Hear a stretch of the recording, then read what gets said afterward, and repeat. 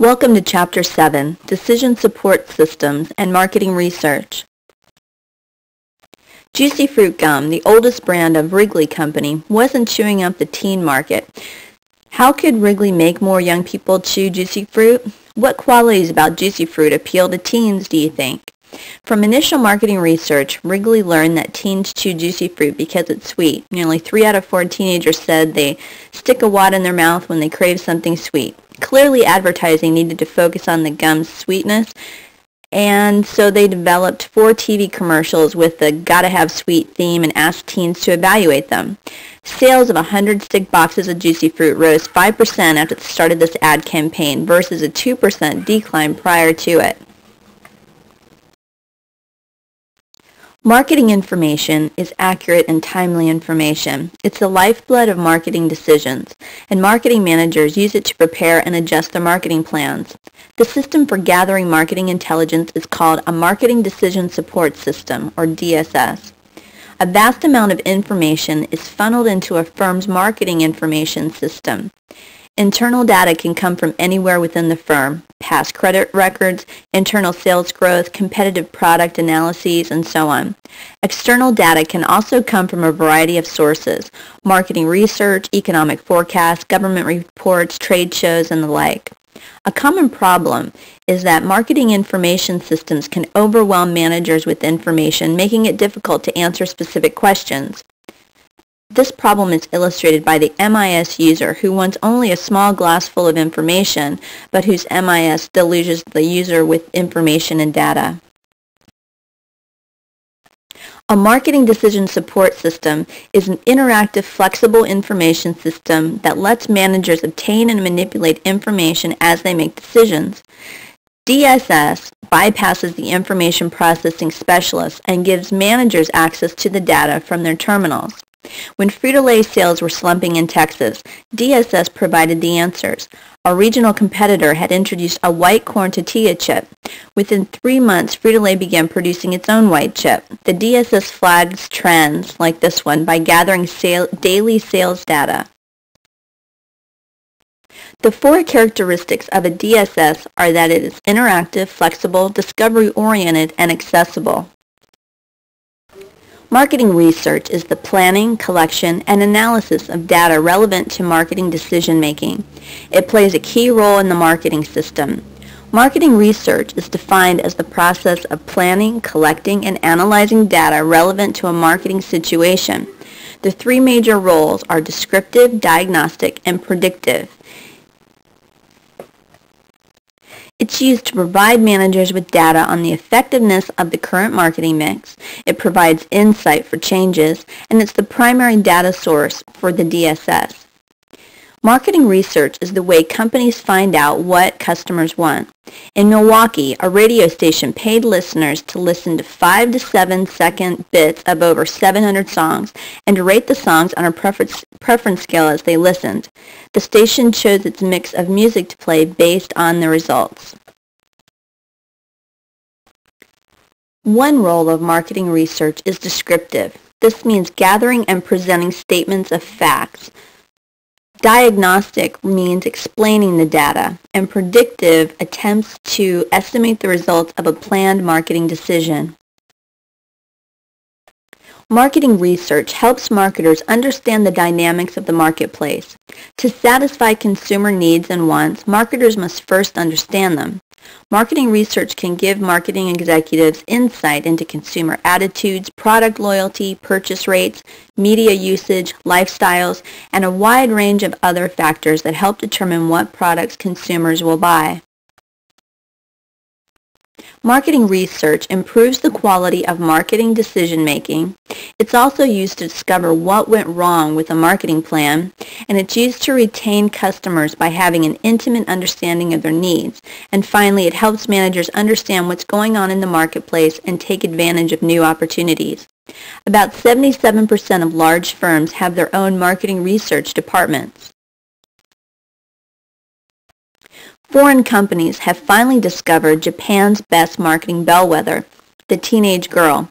As Japanese companies have long known, The nation's high school girls have an uncanny ability to predict which products will be hits with consumers of all ages.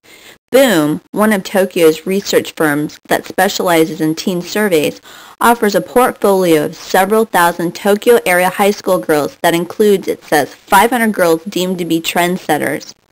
Do you think American teenage women are such trendsetters that market researchers should focus on them?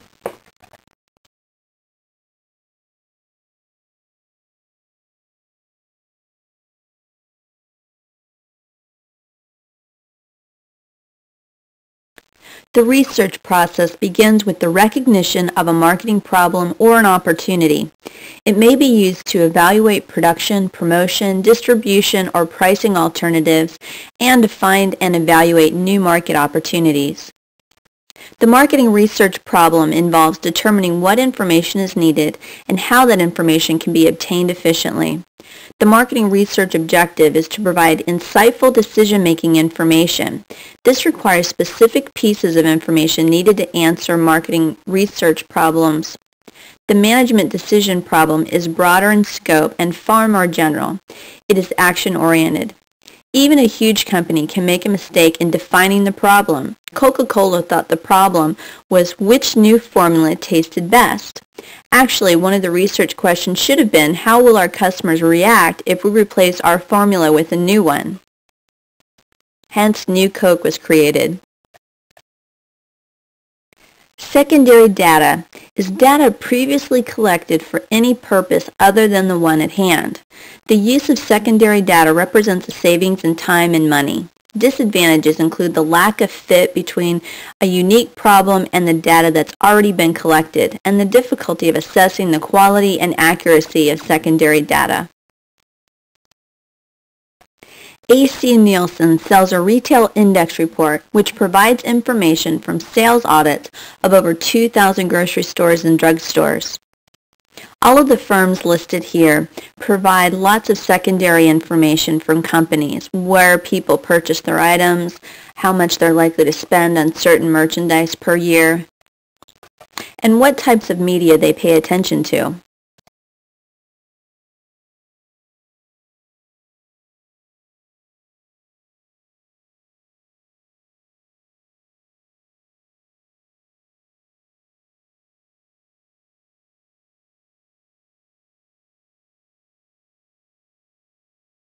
Research design specifies which questions must be answered using primary data, how the data will be gathered, and how it will be analyzed.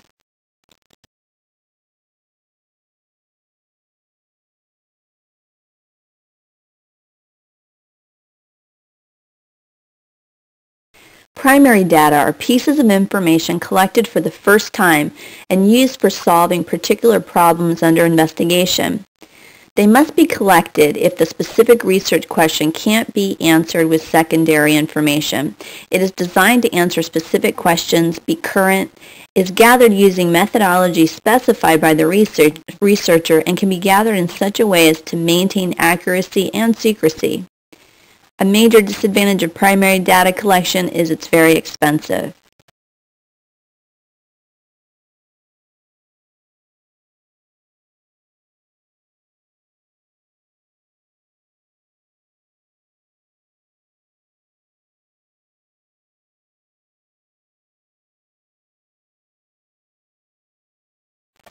Techniques for primary data collection include surveys, observation, and experiments.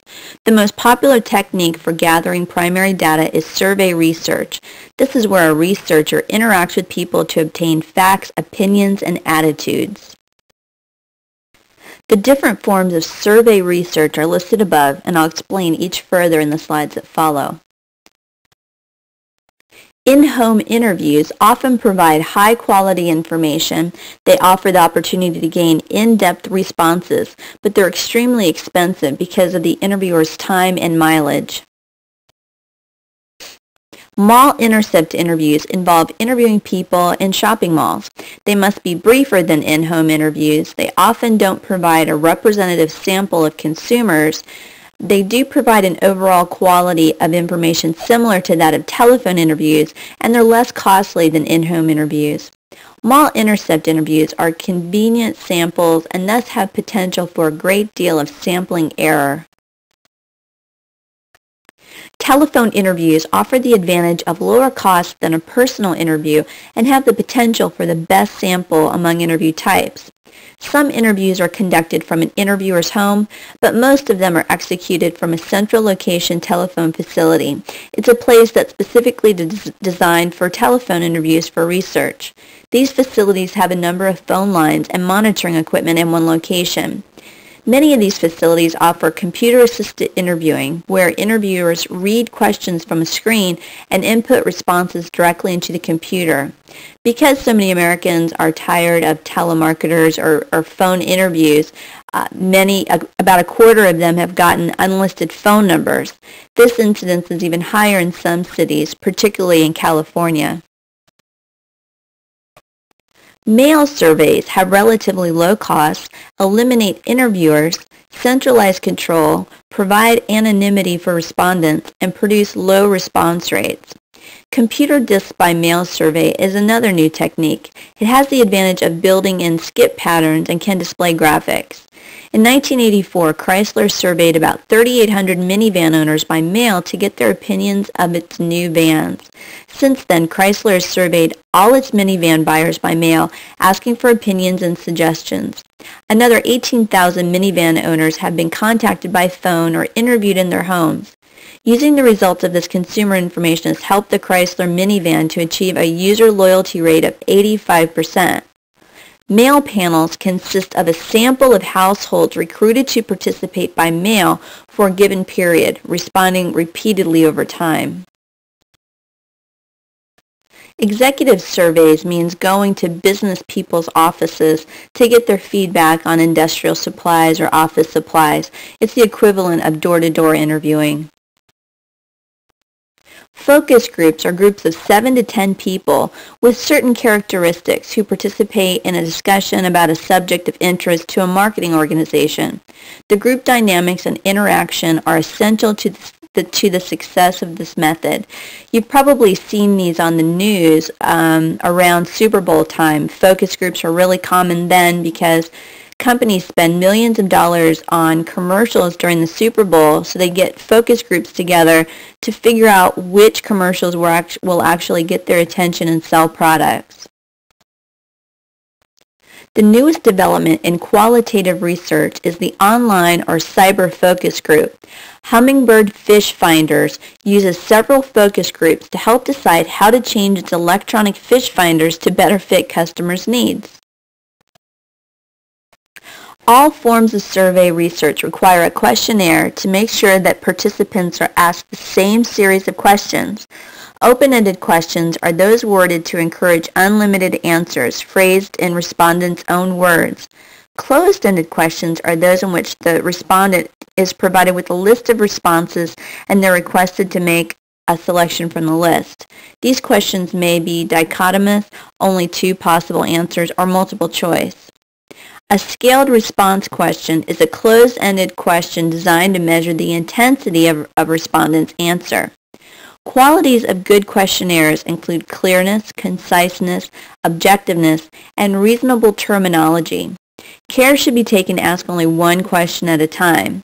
The purpose of the survey and expectations of the participants' behavior should be stated up front. Many companies fall into the trap of asking loaded questions in order to get the results they want. For example, do you think it's all right for the government to tax airline tickets and deprive a lot of people of the chance to fly? Obviously, that's a loaded question geared at getting a certain response.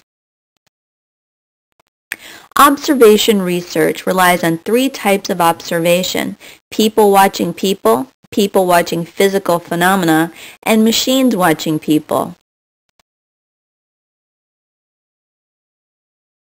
Mystery shoppers are researchers who pose as customers to observe the quality of service being offered.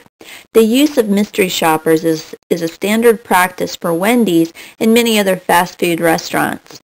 Also, one-way mirror observations are used to see how consumers use and react to products. In an experiment, the researcher changes one or more variables, things like price or package design, while measuring the effects of those changes, usually sales. Experiments are the only way to determine causality, and they can be performed in the field or in a laboratory. What's interesting about these kinds of experiments is sometimes things happen that you think wouldn't. An obvious experiment would be if you lowered the price on products, sales would probably increase.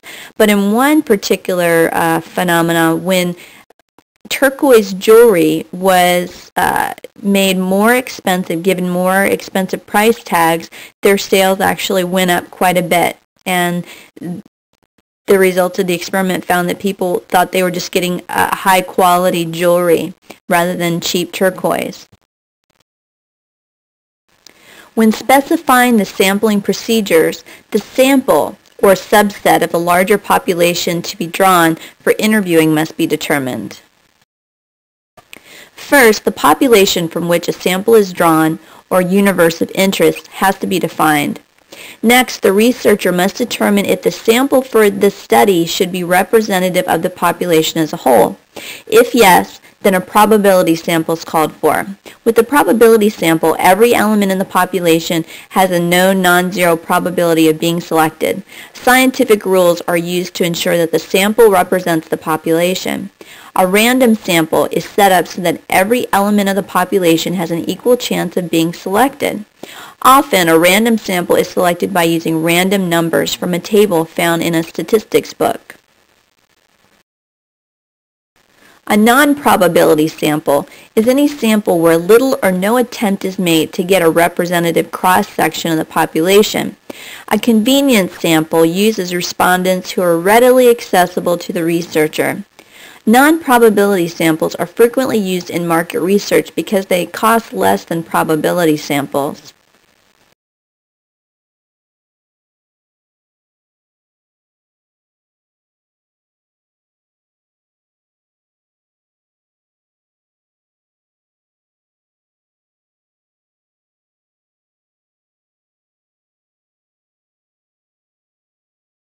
Several types of errors are associated with sampling. Measurement error occurs when the information wanted by the researcher differs from the information provided by the measurement process.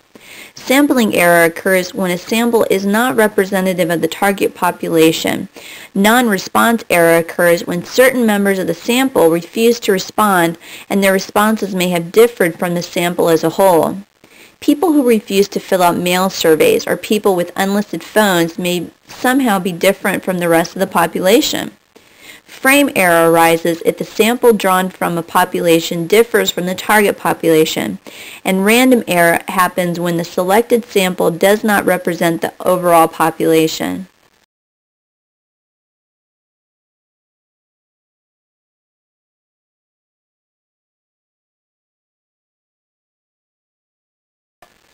Most data collection is done by marketing research field services.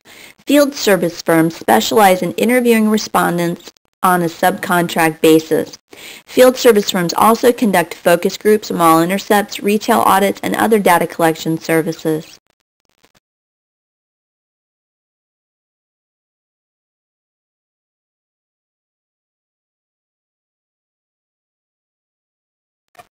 Three types of analysis are common in marketing research. One-way frequency counts are the simplest, noting how many respondents answered a question a certain way. This method provides a general picture of the study's results. Cross-tabulations relate the responses to one question to the responses to one or more other questions. An example of cross-tabulated results would be the statement that the customers who have owned the product 2 to 4 years reported the greatest amount of satisfaction. Statistical analysis, the most sophisticated type, offers a variety of techniques for examining the data. The research must communicate the conclusions and recommendations to management. Usually both oral and written reports are required. The researcher should determine if management followed the recommendations and why or why not. Market research is not always the correct solution to a problem. In several situations, it may be best not to conduct market research, and that happens when decision-making information already exists or when the costs of conducting research are greater than the potential benefits. The Internet has had a profound effect on marketing research. It has been predicted that Internet marketing research will account for about 50% of all marketing research revenue in the United States by 2005. Reasons for the success of Internet marketing research include better and faster decision-making through more rapid access to business intelligence. It improves the ability to respond quickly to customer needs and market shifts. It makes the conducting of follow-up studies and longitudinal research easier and more fruitful, and it cuts time and labor costs. The advantages of Internet surveys once again include speed, low cost, creation of longitudinal studies, cost effectiveness of short surveys, the ability to reach large audiences, and eye appeal. Disadvantages of Internet surveys include the unrepresentativeness of the sample, security, the respondents are self-selecting, and respondents may complete the survey more than once. Other uses of the Internet by marketing researchers includes the distribution of requests for proposals, collaborative projects, data management and online analysis, the publication and distribution of reports, and oral presentations to widely scattered audiences. Scanner-based research is a system for gathering information from a single group of respondents by continuously monitoring the advertising, promotion, and pricing panel members are exposed to and the things they buy. Two electronic tools help to manage the single source system, television meters and laser scanners. The two major suppliers of single source research are Information Resource Incorporated and the A.C. Nielsen Company. Information Resources Incorporated collected through its Behavior Scan program, a single-source research program that tracks the purchases of 3,000 households through store scanners. Household purchasing is monitored, as well as exposure to such marketing variables as TV advertising and consumer promotions. Another IRI product, InfoScan, is a scanner-based national and local sales tracking service for the consumer packaged good industries. The next generation of scanners, Scanner Plus, will be able to communicate with personal computers in homes and analyze the consumption patterns of individual households. With this information, retailers can offer menu or product use suggestions with an associated shopping list.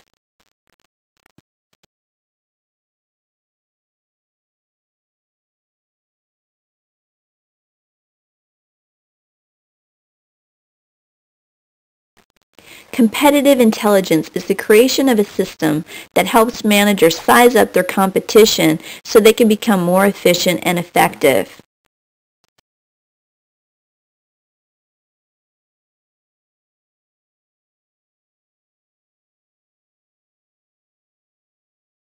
Other advantages of competitive intelligence is that it helps identify marketplace opportunities, helps guard against threats, helps forecast a competitor's strategy, helps discover new or potential competitors, helps them learn from the success or failure of others, helps them learn about new technology and the impact of government regulations, and finally it helps promote effective and efficient decision-making, which should lead to greater profitability.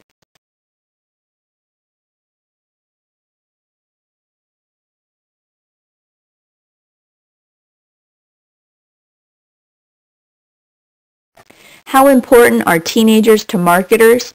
Ask Tina Wells, founder of her company BuzzTeen. This 22-year-old entrepreneur created the company in just 5 years, and now it's valued at $9 million, all by providing marketing research to companies targeting the lucrative teen segment, or Generation Y. She got her start writing about fashion and beauty while interning at a newspaper. She started her company by organizing a fashion show and invited companies like Candies, Shoes, and Esprit to attend. The companies were more interested in the audience than the runway, so Wells turned immediately to product reviews. By understanding her customers' wants and needs, she was able to focus on marketing research early. She conducted an informal focus group of about 10 girls on a new shoe by Candies. The teen feedback was well received, and she was on her path to growth. BuzzTeen hired 50 consultants in 2001 and is expanding into Europe and South America by 2006.